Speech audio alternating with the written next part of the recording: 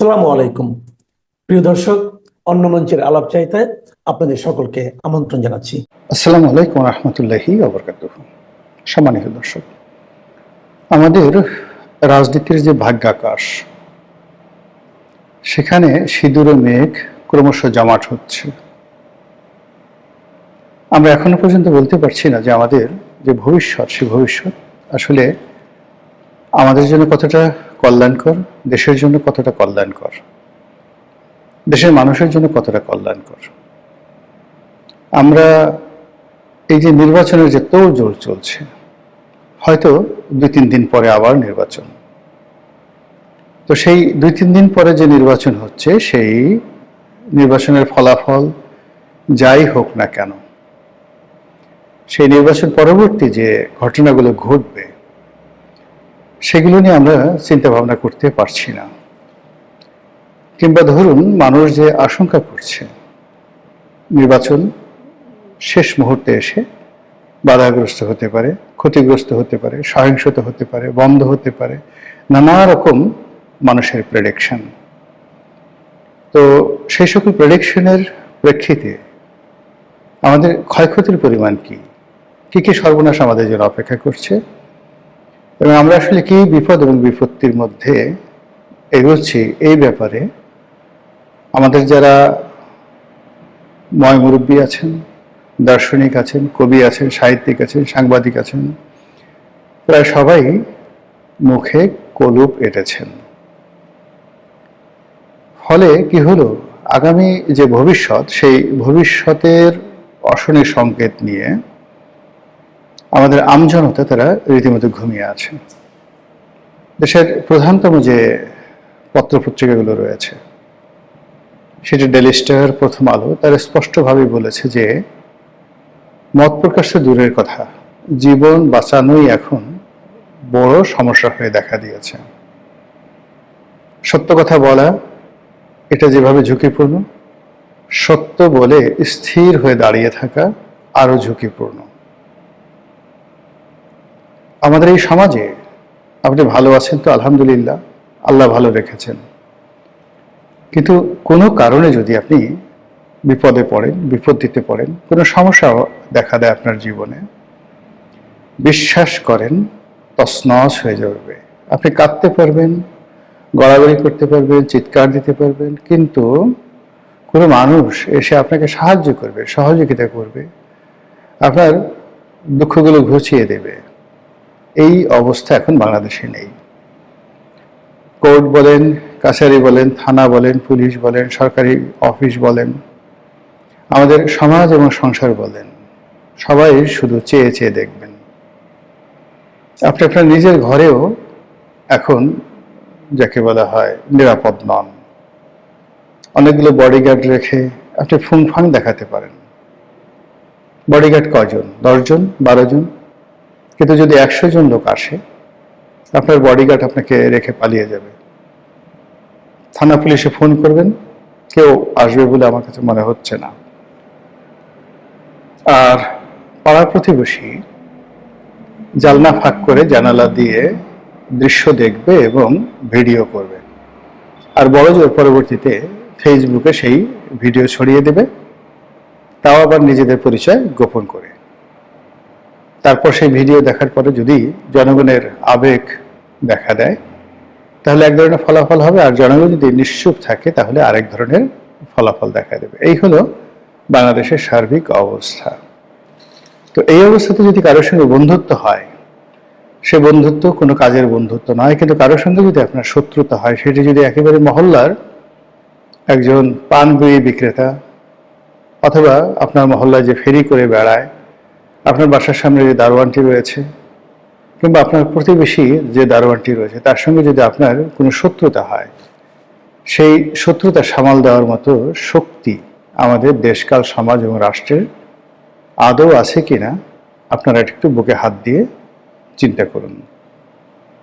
তো এই যে পরিবেশ এবং পরিস্থিতি বর্ণনা করলাম, এটি রাতারাতি ভালো হওয়ার কথা নয়।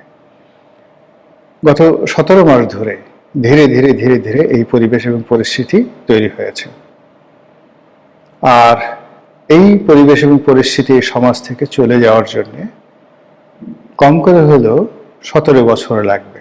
যেভাবে অতীতের 17 বছরের যে পুঞ্জীভূত ক্ষোভ, ক্রোধ, লোভ, লালসা, কামনা, বাসনা, রাগ সব একত্র হয়ে এই গত 17 মাসে মানুষের হাত, পা, মন ও মস্তিষ্ককে যেভাবে উত্তেজিত করেছে, তার প্রেক্ষিতে আজকের এই সমাজ আমরা এখানে নিয়ে এসেছি। এই সমাজ এবং এই রাষ্ট্রে দেখতে পাচ্ছেন যে একটা নির্বাচন হবে।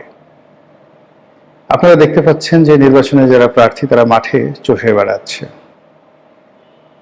আপনারা দেখতে পাচ্ছেন একটি দল বিজয়ী হবে, আপনারা শুনতে পাচ্ছেন আরেকটি দল ম্যাটিকুলাস ডিজাইন করে নির্বাচনের ফলাফল নিজেদের দিকে নিয়ে যাবে।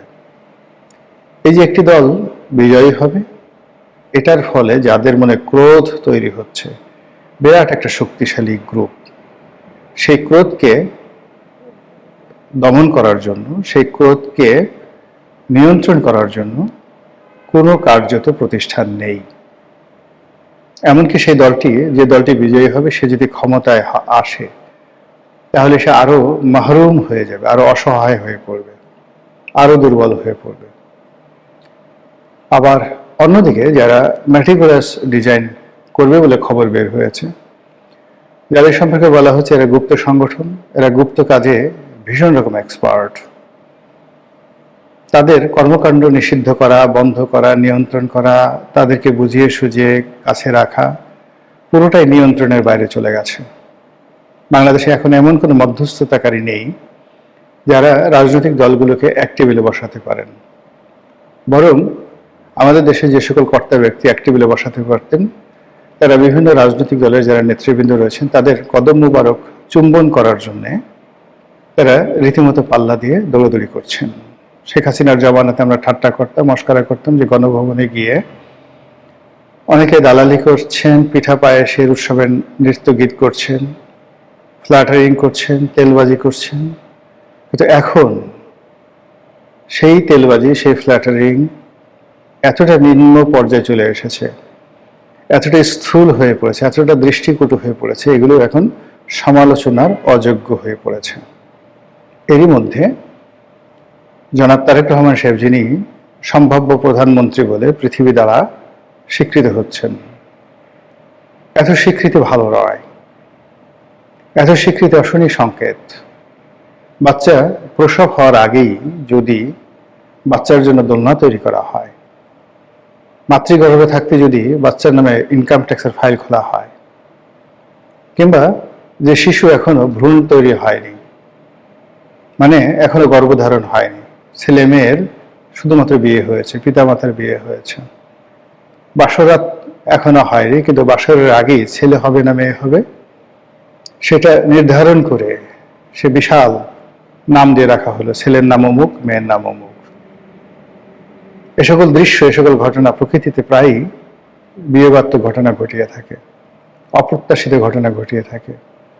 তো সেই অর্থে জনাব তারেক রহমান সাহেবকে নিয়ে এখন দেশে এবং দেশের বাইরে তাকে প্রধানমন্ত্রী বানিয়ে এক শ্রেণীর পত্রপত্রিকা, গণমাধ্যম, এক শ্রেণীর মানুষ যেভাবে লম্ফঝম্প করছেন, এটি জনাব তারেক রহমান সাহেব এবং তার পরিবারকে রীতিমতো বিপদ এবং বিপত্তির মধ্যে ফেলে দিয়েছে। বহু মানুষ যারা তাকে ভালোবাসতেন তারা এখন তাকে হিংসে করছেন। বহু মানুষ যারা মনে প্রাণে চাইতেন যে তিনি দেশে ফিরে আসুন, রাজনীতিতে বিজয় লাভ করুন এবং দেশের প্রধানমন্ত্রী হিসেবে দায়িত্ব পালন করুন, তারা এই যে ন্যাকামো, এই যে বাহাদুরি, এই যে বাড়াবাড়ি, আওয়ামী লীগের লোকজন নেই কিন্তু বিএনপির যারা লোকজন রয়েছেন তারা তাদের নেতাকে নিয়ে যে কর্মকাণ্ড করছেন, নেতার কোনো আমি আধিক্যতা দেখছি না। নেতা প্রাণান্ত চেষ্টা করছেন নিজেকে সংযত রাখার জন্য, কিন্তু তার দলের মধ্যে যারা লোকজন রয়েছেন তারা যে কর্মকাণ্ড করছেন তার সঙ্গে সঙ্গে বিদেশের বিভিন্ন শক্তি, পত্র পত্রিকা তাকে যেভাবে প্রধানমন্ত্রী বানিয়ে একেবারে বাঘের মুখে ঠেলে দিচ্ছেন, সেটা প্রতিহত করার মতো, সেটার বিরুদ্ধে একটি রক্ষাবহু তৈরি করা, এটি এখন বিএনপির পক্ষে সম্ভব হচ্ছে না। প্রায় প্রতিদিনই নিত্য নতুন সন্দেহ, অবিশ্বাস তৈরি হচ্ছে। অন্যদিকে জনাব তারেক রহমান সাহেব প্রধানমন্ত্রী হবেন আর তার প্রতিপক্ষ আঙ্গুল চুষবে, এটা হয় না। এখনো পর্যন্ত যদি কৌশলগত দিক বলেন, আজকের দিন পর্যন্ত পুরো কৌশলগত দিক জামাতের পক্ষে আছে, আর জনপ্রিয়তা, হাক ডাক, এগুলো সব বিএনপির পক্ষে আছে। আপনারা জানেন যে একেবারে শেষ পর্যায়ে, যুদ্ধের একেবারে শেষ পর্যায়ে কৌশলটা গুরুত্বপূর্ণ হয়ে ওঠে। মাত্র 10-12 জন সৈন্য কখনো কখনো 20-25 হাজার সৈন্যের মধ্যে যে যুদ্ধ চলছে সেই যুদ্ধের গতি পরিবর্তন করে দিতে পারে। উদাহরণ হিসেবে আপনাদেরকে আমি ওহুদের যুদ্ধের কথা বলি। ওহুদের যুদ্ধে মুসলমানদের সৈন্য সংখ্যা ছিল প্রায় 1000, আর আরবের সবচেয়ে শ্রেষ্ঠতম বীরদেরকে নিয়ে প্রায় 3000 সৈন্য নিয়ে তারা মদিনা আক্রমণ করেছিল।